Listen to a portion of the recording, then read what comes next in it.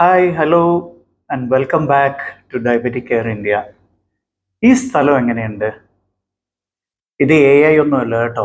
This is A real world.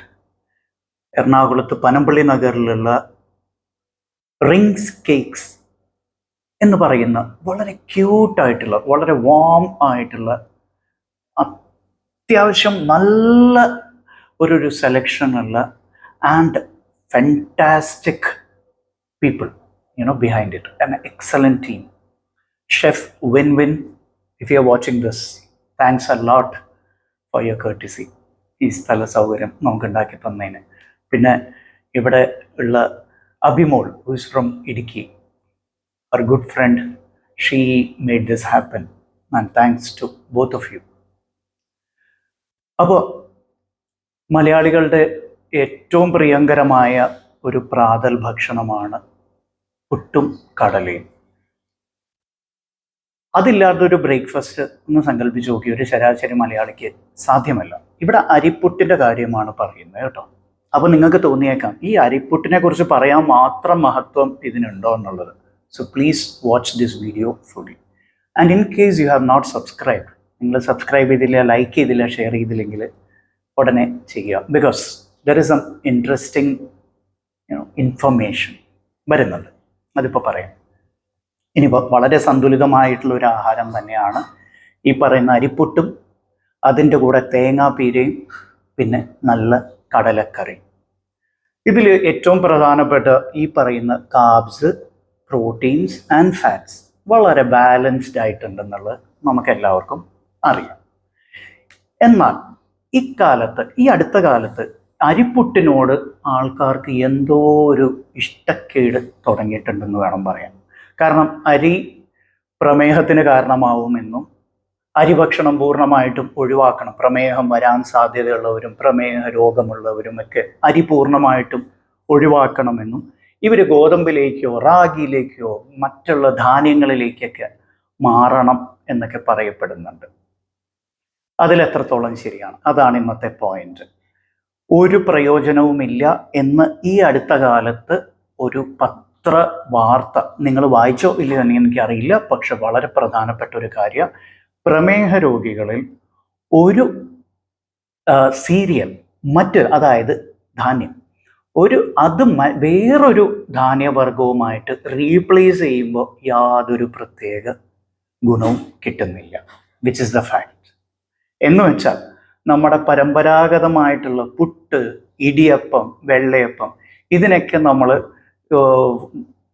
Wheat, ഈ ഗോതമ്പ് അല്ലെങ്കിൽ മില്ലറ്റ്സ് വെച്ച് റീപ്ലേസ് ചെയ്തതുകൊണ്ട് പ്രത്യേകിച്ച് പ്രയോജനമൊന്നും നമുക്ക് കിട്ടാൻ പോകുന്നില്ല എന്നുള്ളതാണ് ഇവിടെ പറഞ്ഞു വരുന്നത്.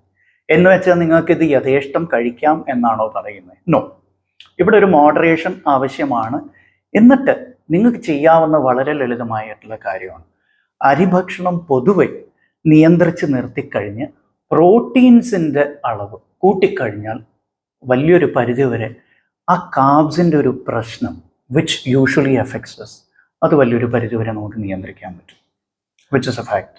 അപ്പോൾ പുട്ടും കടലയും പൂർണ്ണമായിട്ട് ഒഴിവാക്കിയിട്ട് നമ്മളിനി റാഗി പുട്ടിലേക്കോ അല്ലെങ്കിൽ വീറ്റ് പുട്ടിലേക്കോ അല്ലെങ്കിൽ മൾട്ടിഗ്രെയിൻ പുട്ടിലേക്കോ മാറേണ്ട ആവശ്യമുണ്ടോ? ഇല്ല ഇല്ല ഇല്ല, അതിൻ്റെ യാതൊരു ആവശ്യവുമില്ല.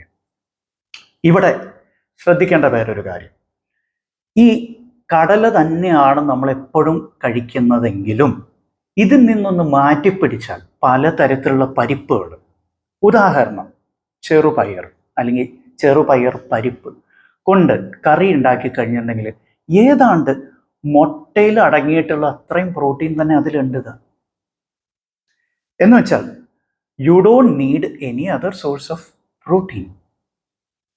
ഇവിടെ ഇപ്പം നമ്മൾ ഈ ഷൂട്ട് ചെയ്യുന്ന സ്ഥലത്ത് I think they have been so kind to prepare a cup of coffee for me.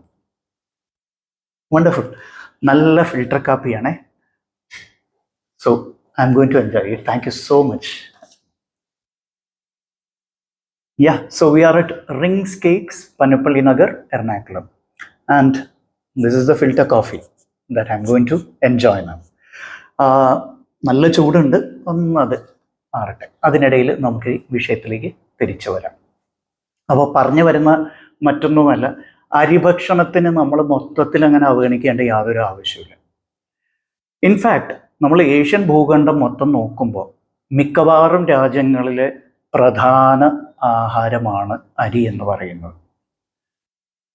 ഇവർക്കെല്ലാവർക്കും പ്രമേഹ രോഗം വരുന്നുണ്ടോ? ശരിയാണ്, ഏഷ്യൻ ഭൂഖണ്ഡത്തിലാണ് പ്രമേഹ രോഗ സാധ്യത കൂടുതൽ, എസ്പെഷ്യലി സൗത്ത് ഈസ്റ്റ് ഏഷ്യ, നമ്മുടെ രാജ്യക്കാർക്ക് ഉൾപ്പെടെ സാധ്യത കൂടുതൽ എന്ന് വിചാരിച്ച് അരിഭക്ഷണമാണോ ഇതിന് കാരണം? ഒരിക്കലുമല്ല. Genetics very important. ജനറ്റിക്സ് ആണ് പ്രധാന കാരണം. പിന്നെ കാർബ്സിന്റെ അമിത ഉപയോഗം, കാർബ്സിന്റെ ഒരു ഭാഗം മാത്രമാണ് അരി. അരിക്ക് എത്രയും ചീത്തപ്പേര് കൊടുക്കേണ്ട യാതൊരു ആവശ്യമില്ല. Right? So go and enjoy your പുട്ടും കടലയും. ആൻഡ് അതിൻ്റെ കൂടെ കഴിക്കുന്ന തേങ്ങാ ചിരണ്ടിയത്, അതിനെക്കുറിച്ച് പലർക്കും ധാരണയുണ്ട്. അത് കഴിച്ചാൽ കൊളസ്ട്രോൾ കൂടുന്നുള്ളത്. ഒരിക്കലുമില്ല. തേങ്ങ ചിരണ്ടിയത് പുട്ടിൻ്റെ കൂടെ നിങ്ങൾ കഴിച്ചുകൊണ്ട് നിങ്ങളുടെ കൊളസ്ട്രോൾ കൂടില്ല. So nothing to worry about that. പിന്നെ വേറൊരു, ഈ കോമ്പിനേഷൻ, അതായത് പുട്ടും കടലയും എന്നുള്ള കോമ്പിനേഷനെ കുറിച്ച് വേറൊരു കാര്യം കൂടി പറയാനുണ്ട്. കടലക്കറിയിൽ നമ്മൾ ചേർക്കുന്ന സ്പൈസസ്, സുഗന്ധ വ്യഞ്ജനങ്ങൾ, ഇവയ്ക്ക് വേറെ ഒരുപാട് ഗുണങ്ങളുണ്ട്. നമ്മൾ അതിനെക്കുറിച്ച് സംസാരിച്ചു, ഓരോന്നിനെയും കുറിച്ച് നമ്മൾ വിശദമായിട്ട് സംസാരിച്ചിട്ടുണ്ട്. So all together it is A fantastic combo. ഇതിനെ കുറ്റബോധത്തോടെ കാണേണ്ട യാതൊരു ആവശ്യമില്ല. So please go and enjoy. ഇനി ആദ്യം ചോദിച്ച ചോദ്യം, ഇതിൻ്റെ കൂടെ പഴം കൂടി കഴിച്ചാൽ, പ്രമേഹമുള്ളവർക്ക് അത് ഇത്തിരി ട്രിക്കി സിറ്റുവേഷനാണ്, അത് സൂക്ഷിക്കണം, അത് വേണ്ട. അപ്പോൾ നിങ്ങൾ പുട്ടും കടലയും കഴിക്കുന്നത് കൊള്ളാം, പക്ഷെ അതിൻ്റെ കൂടെ പഴവും കൂടി ആയി കഴിയുമ്പോൾ അത് പണിയാവും. So you can replace it. ഇപ്പോൾ പുട്ടിൻ്റെ അളവ് ഗണ്യമായിട്ട് കുറയ്ക്കുക, എന്നിട്ട് അതിൻ്റെ കൂടെ ഒരു പഴം കഴിക്കുന്നതിൽ തെറ്റില്ല. പക്ഷെ ഒരു കുറ്റി പുട്ടും പിന്നെ അതിൻ്റെ കൂടെ 2 ഏത്തപ്പഴം പുഴുങ്ങിയതും പിന്നെ അതിൻ്റെ കൂടെ ഒരു വലിയ പാത്രം കടലക്കറിയൊക്കെ കഴിച്ചിട്ട് എന്നിട്ട് പുട്ടിനെയോ അല്ലെങ്കിൽ ഈ ഏത്തപ്പഴത്തിനെയോ കുറ്റം പറഞ്ഞിട്ട് ഒരു കാര്യമില്ല. Right? That's what we do.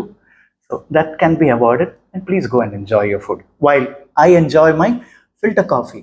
Right? From Rings Cakes, Panampally Nagar, Ernakulam. Thanks for watching. Bye bye.